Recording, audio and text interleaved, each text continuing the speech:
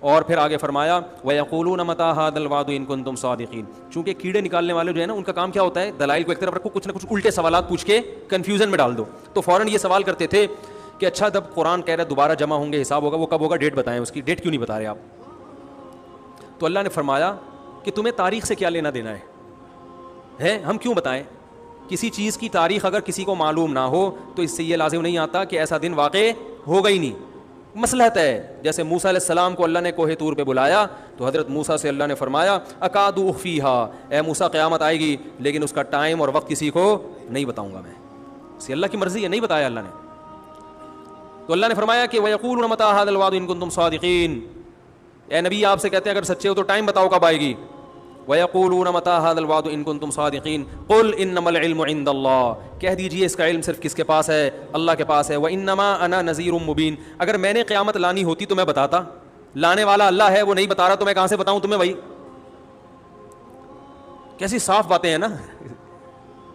اللہ نہ کرے محمد صلی اللہ علیہ وسلم جھوٹے نبی ہوتے, معاذ اللہ, تو بتا دیتے فلاں تاریخ کو آئے گی, 100 سال کے بعد آئے گی.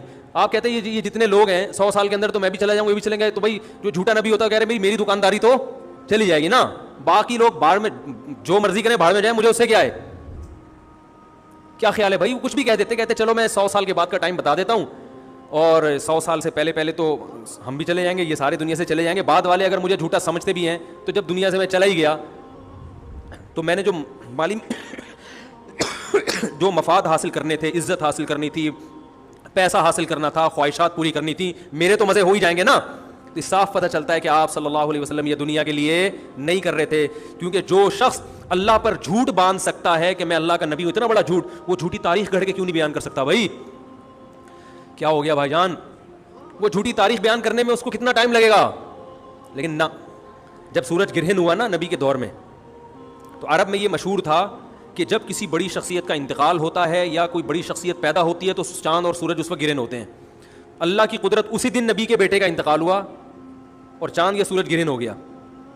تو صحابہ نے پوچھا یا رسول اللہ آپ کے بیٹے کا انتقال ہوا اس لیے چاند گرہن ہوا؟ آپ نے فرمایا نا نا نا نا, سورج اور چاند اللہ کی آیتوں میں سے آیات, یہ کسی کے جینے اور مرنے سے اس کا تعلق نہیں. کوئی جھوٹا نبی ہوتا تو فوراً کیا کہتا, ہاں دیکھو میں بڑا آدمی ہوں اور بڑی شخصیت کے بیٹے کا انتقال ہوا ہے, یہ سورج گرہن اسی کی علامت ہے, آدھے عرب اور مسلمان ہو جاتے ہیں. جھوٹا نبی ہونا کہ فوراً ان چیزوں کو کیش کرائے گا. ہمارے نبی صلی اللہ علیہ وسلم نے کہہ دیا کہ سورج اور چاند کے گرہن ہونے کا کسی کی زندگی اور موت سے تعلق نہیں, اللہ کی نشانی ہے. تو میرے بھائی اسی طرح ہمارے نبی نے کہہ دیا مجھے قیامت کی تاریخ معلوم نہیں ہے, مجھے نہیں پتا. انما العلم عند اللہ, کہہ دیجئے علم صرف اللہ کے پاس ہے. وانما انا نذیر مبین, میری حیثیت کیا ہے, میں تو صرف ڈرانے کے لیے آیا ہوں. میں بتا رہا ہوں کہ اللہ نے تمہیں یہ جو نعمتیں دی ہیں ان کے بارے میں اللہ تم سے سوال پوچھے گا, مر کے مٹی ہو کے ختم نہیں ہوگے.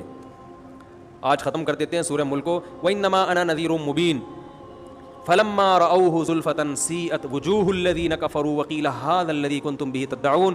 اللہ نے اپنے نبی کو تسلی دی, فرمایا جب یہ اس جہنم کو اپنی آنکھوں سے دیکھیں گے نا جو نافرمانوں کے لیے تیار کر کے رکھی ہے, تو ابھی تو کہہ رہے ہیں اس جہنم میں جانے کا ٹائم بتائیں, لیکن جب دیکھیں گے تو ان کے چہرے بگڑ جائیں گے. جیسے کسی چیز سے نفرت ہوتی ہے انسان کو اور اسے دیکھ کے چہرہ بگڑ جاتا ہے. وقیل هذا الذی, اور کہا جائے گا یہ ہے وہ آگ جس کا تم دعویٰ کیا کرتے تھے, مانگا کرتے تھے کہ کب آئے گی.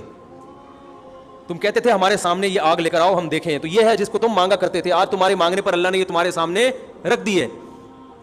پھر اللہ نے اپنے نبی سے کہا کہ آپ ان کو آخری اعلان سنا دیں. قل ارأیتم ان اہلکنی اللہ ومن معی او رحمنا فمن یجیر الکافرین من عذاب علیم.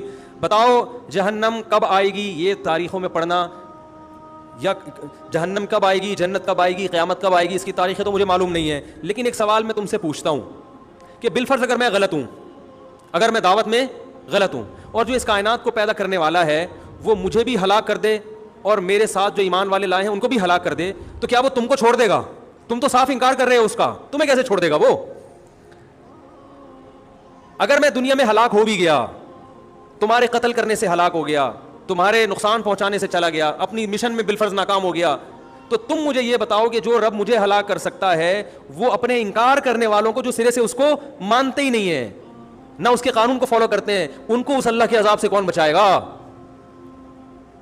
یہ بھی ایک سمجھانے کا انداز ہوتا ہے.